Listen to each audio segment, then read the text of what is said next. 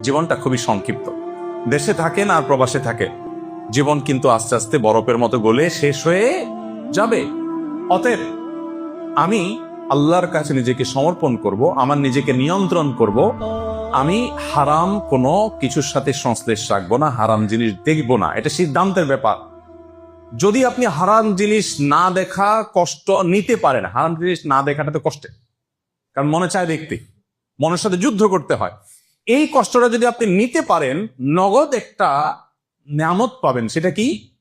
আল্লাহ তাআলা আপনার পারিবারিক জীবনে এমন শান্তি, এমন সুখ দিবেন যেটা আপনি কল্পনা করতে পারবেন।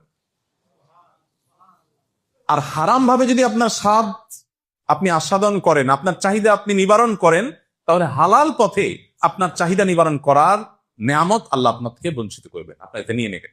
আপনার স্ত্রী আপনার পরম সুখের কারণ হোক, এটা যদি আপনি চান, তাহলে আপনি অন্যের স্ত্রী দেখা বন্ধ করেন, অন্যের মেয়ে দেখা বন্ধ করেন, অন্যের বোন দেখা বন্ধ করেন, অন্যের মা দেখা বন্ধ করেন, নিজের দৃষ্টিকে সংযত করেন। চেষ্টা করা যাবে না ইনশাআল্লাহ?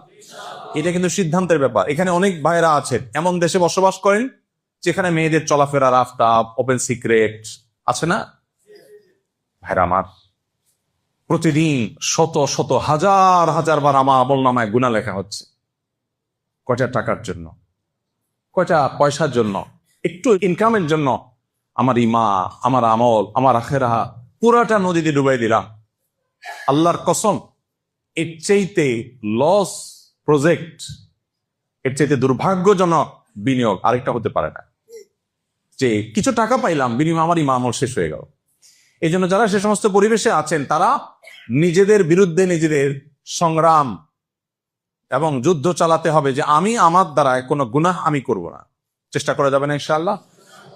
আপনি যখন নিজে এবং আপনার সঙ্গিনী উভয়ে আপনারা যখন চরিত্রবান হবেন, তখন দেখবেন একটা উপভোগ্য, একটা সুখময় পরিবারের বীজ বপন হয়ে গেছে।